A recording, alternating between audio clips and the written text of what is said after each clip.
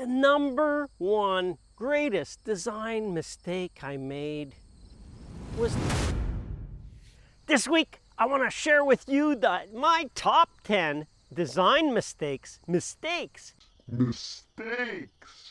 You're afraid of mistakes?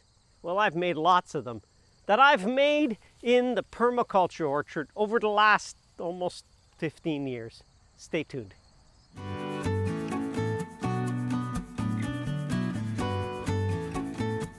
Here's the 10th mistake I've made.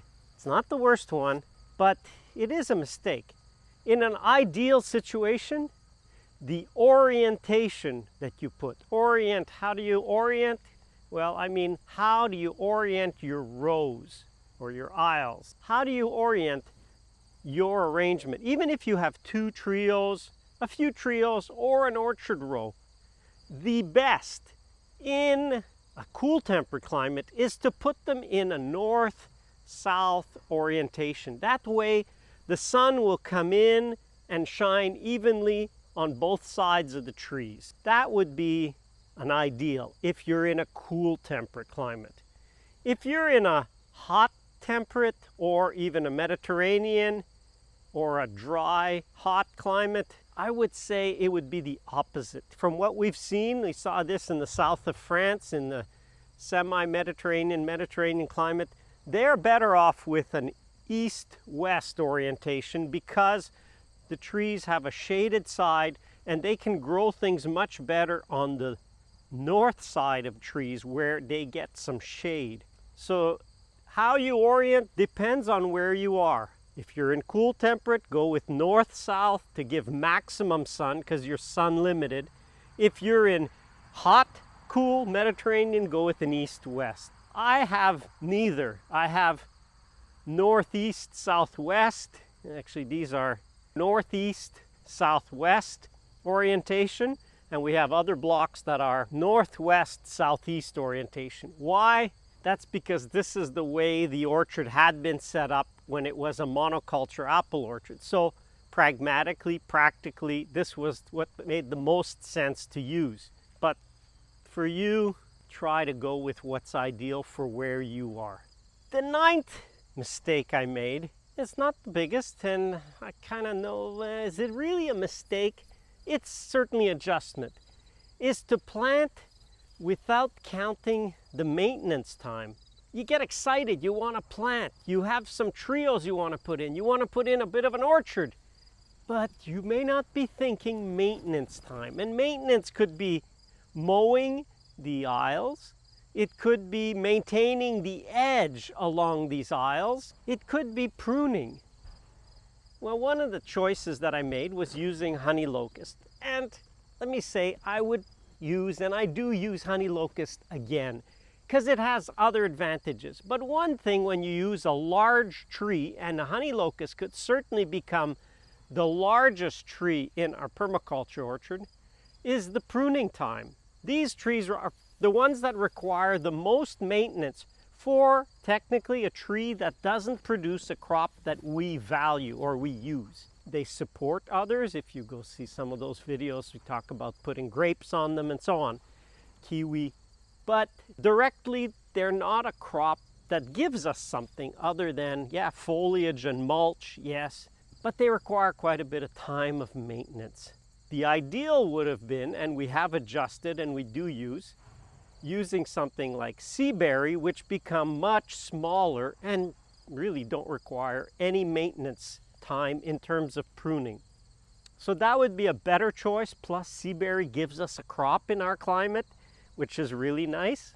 I also like what Jeff Lawton did in his Greening the Desert site, where he goes through and his nitrogen fixers, he does prune, and he has a whole crew of people doing the pruning to learn how to bring down the height of his mulch layer, because it's really trees that are grown as mulch, is he pollards them, or he makes the top and he cuts them at about head height so that you could work with loppers, you could work with a saw, with a hand saw, and bring them down, even though they can become much higher, but he keeps them pollarded to that height. So if you're going to use a bigger tree, pollarding to a lower height or a height that you can easily maintain is a wiser choice. We have these overhead wires you see right here, and irrigation pipe and spray pipe and frost control pipe. So for that reason, we let the honey locusts go higher and we prune them with a ladder. So that's the way we've adjusted that. But consider carefully how much time it will take to maintain. And certainly go see that video where I talk about the edge.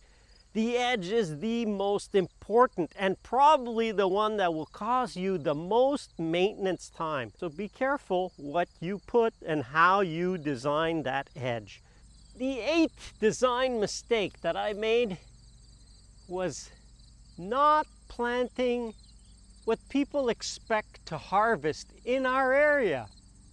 I got all excited about diversifying, putting a whole lot, trying a whole lot, testing a whole lot of plants. Go see Mollison's 3 phases of abundance, to how I explain what he had found, and it makes so much sense. It's a great summary of the process you'll go through in phasing abundance in your orchard or your planting. One of the things we did plant quite a bit of, and there's not really any good examples anymore, is raspberry. And in our area, people expect to be able to eat raspberries, blueberries, and strawberries. Those are the top 3 small fruit. I got all excited to put in black currant and red currant and gooseberries. Hey, in North America, if you're watching in North America, most people don't know what black currant is, haven't really eaten it, don't know what to do with it. So we have probably a couple thousand black currant plants, and we really don't have an easy way of selling them for people to you-pick. I know right away when people are from Europe, because they go, "You have black currant, that's fantastic," and they come and they pick kilos, or pounds and pounds of it, because they value it.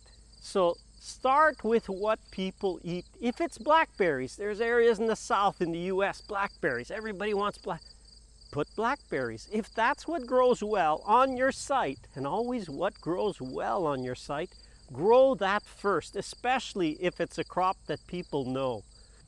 The 7th design mistake I made was not properly balancing supply and demand. I just wanted to plant the orchard out. I didn't consider how many pear trees should I have, how many apple trees. I wanted to plant to fill up the space that I had in the orchard. And so what ended up happening is I have way too many apples and really not enough pear. That's a mistake. I don't have enough plums either. And consider, before planting, think of yourself. How much do you like apples versus pears versus plums versus cherries and so on and so on?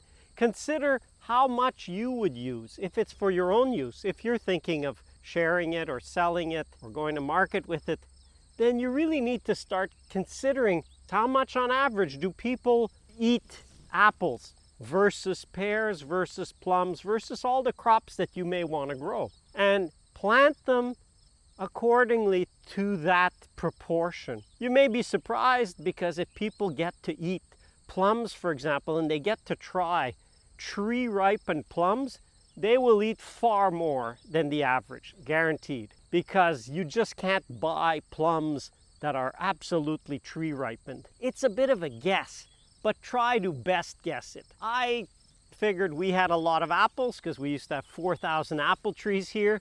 And I thought, well, we have a lot of apple trees, let's put a lot of apple trees. No, I didn't need to. That was a mistake. I could have easily had as many pear trees as apple trees, and it would have sold really well, because pears are really in demand compared to apples and sell for almost double the price in our area. Actually, I sell them for 3 times as much as I do the apples. Consider that balancing act of meeting supply and demand, whether it's for yourself or for the market, when you consider how many trees of each you will be planting.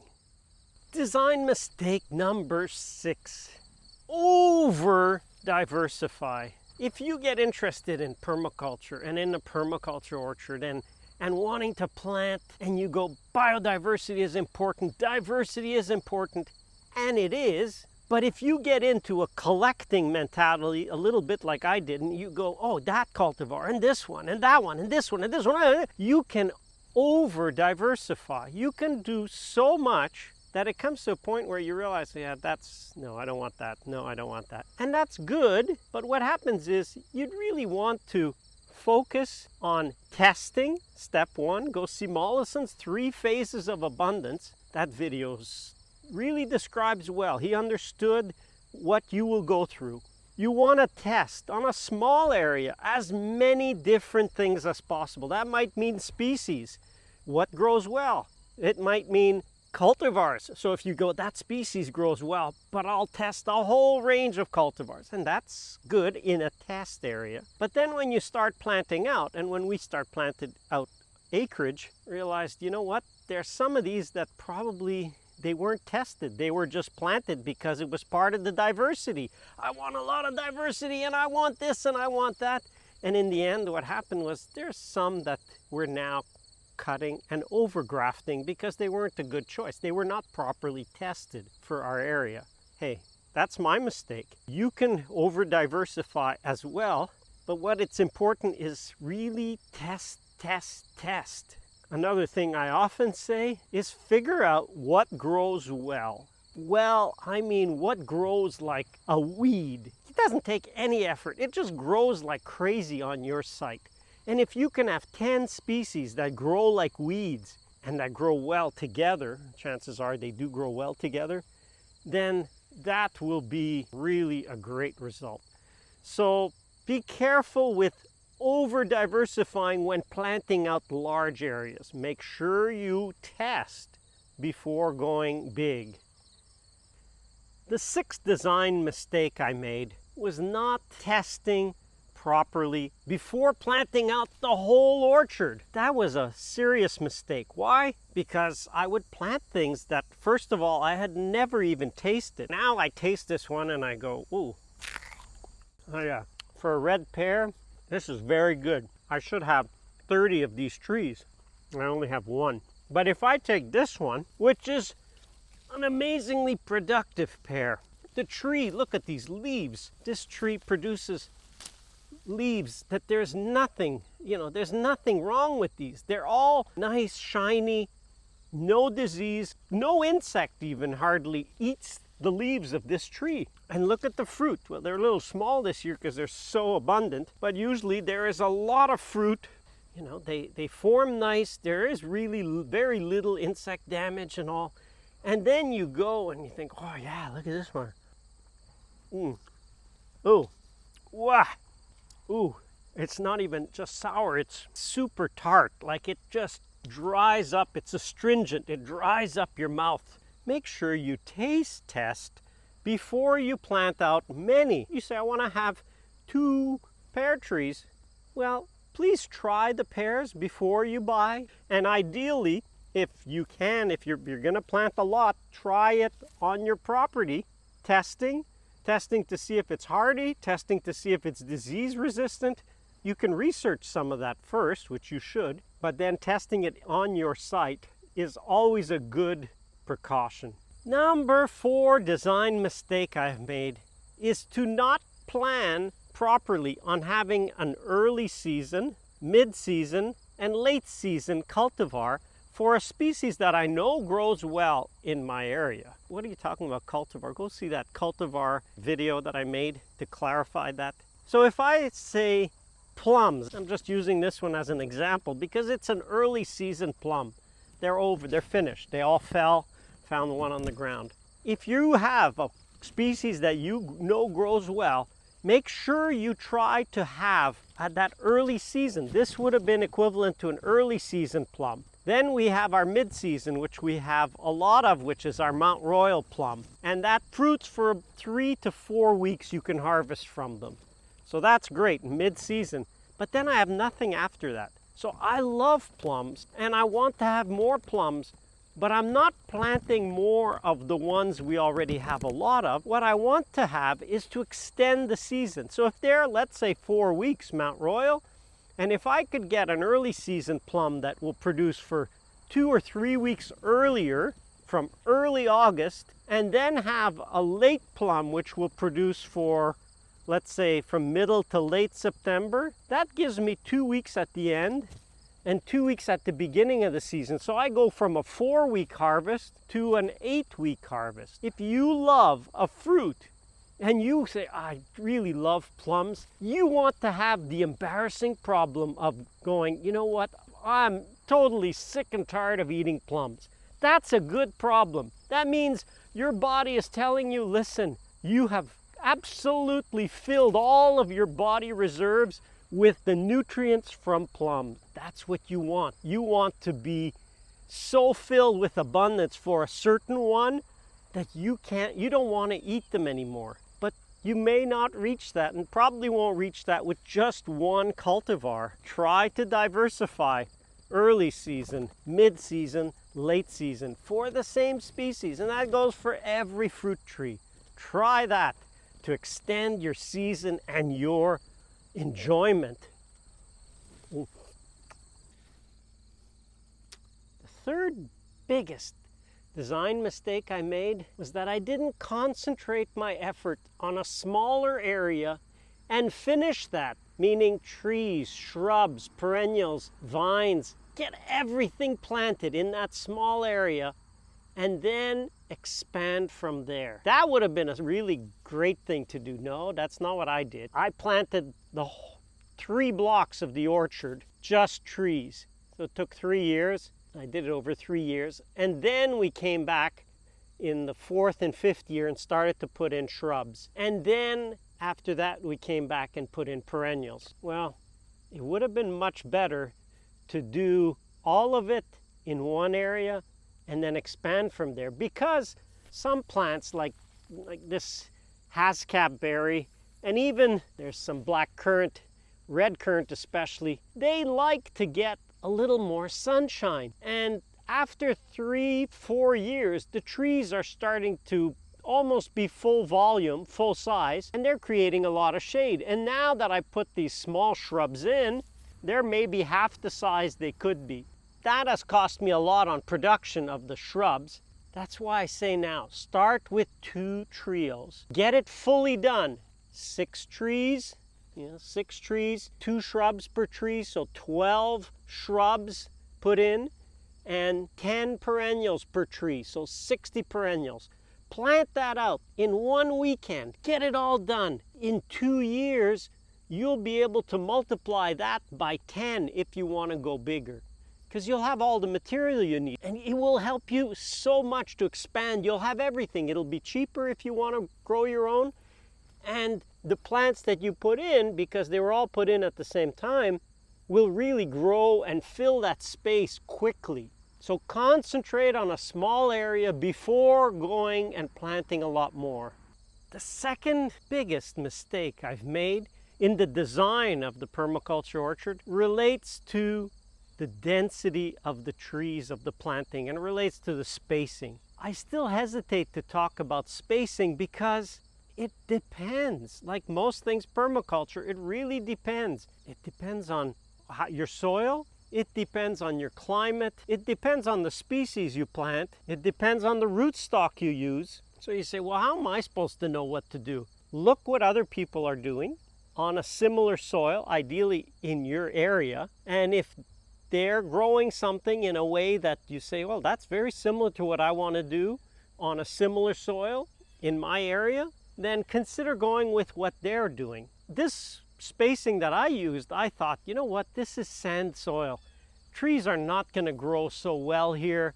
I'll just use the spacing that the person before me used for apple trees. And that's okay, except not all species grow the same size. Apples end up being the smallest tree in my trios because they're all on dwarf M26 rootstock. So they're sized right. But pear trees become much bigger than apple trees. That's not a great idea. Plum trees grow bigger than the apple trees here too, on a dwarf rootstock. And then the nitrogen fixer in this block here, it's honey locust.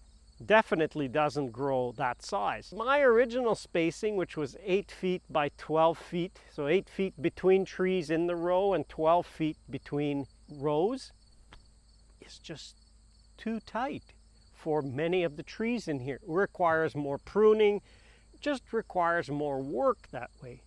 So that's why now I say when in doubt. So if you find out what somebody else is doing and you go, that's might be okay, you're in doubt, when in doubt, space them out. Give them an extra meter, an extra 3 feet between trees. Give them an extra 1.5 meters between rows. Listen, long term, you will never regret you spaced them out a little too much, but you would always regret you put them too tight. Why? Because I've seen orchards where they had made a wrong choice or they didn't expect the cultivar to grow so well on their site, and they ended up with rows that were so tight. Imagine here, you know, these rows are almost touching, that they ended up cutting out 1 row out of 2. Chances are you won't be that drastic to correct a design mistake early on. So to save you from that, space them out. You're not sure, just go with more space. In most catalogs, they will say this tree grows to this size. So if the first tree grows, imagine my head is the volume of a tree. I guess it is kind of like a tree. That's the volume. Well, your next one, you don't want it to grow here. You want it to grow all the way here. You want the 2 trees to just barely touch. And in fact, when in doubt, space them out so that they're not even touching. Then in between, you don't even need to be doing any pruning because they're naturally not going to touch. So that's the spacing and the density you want. Just remember that. When in doubt, space them out. The number 1 greatest design mistake I made was not observing properly the site before going ahead and planting a whole lot. This was just an apple orchard. I just looked and saw, oh, there's apple trees growing here, so I guess, you know, that's what I'll grow more of because apples seem to grow well here. That's not what I mean. It's not because something is planted and it's maintained, in this case with irrigation, that this is the best that this site can produce. What I mean by observing, and if you go see the film, The Permaculture Orchard, that's the first thing I start with, observe. Because it's the first principle of permaculture, observe and interact. So you want to properly observe your site. And for that I mean, look around, look in the hedgerows, look in the ditches, look what is growing on its own, without any help, spontaneously, just sprouts and grows. Well, if I now look at our farm, on our very sandy beach sand soil, I see that grapes grow all alone. They grow spontaneously under the trees. Oh, cherry trees sprout and grow really well. Now I see what I should have noticed earlier on, that grape and cherry and plums, there just was no plums around, but when you put some, they multiply quite well here. But there isn't a single wild apple tree for a couple of kilometers around. So that mistake of not observing and planting what grows like a weed, didn't I say that before? You want to grow an orchard that grows like a weed. You don't have to do anything. And then if you add to that your timing and the density and testing and the sequence of plants and extending the season per species, wow, you not only have trees and shrubs and perennials that grow like weeds, but you get tired of eating the abundance. Do things, adjust, learn from my mistakes, and make some of your own mistakes, because the truth is you will make mistakes and you will learn by trial and error. But just don't repeat the ones I've made on your site. You'll say, oh yeah, he did say that. Watch this twice or 3 times. Certainly watch before you order and watch before you plant or design your property. Thanks for watching. Intrigued? Check out the virtual tour of the Permaculture Orchard. Have trees already? Pruningcourse.com. Subscribe, please. Check out some of the other videos or playlists. There's more to come. Stay tuned. Bye.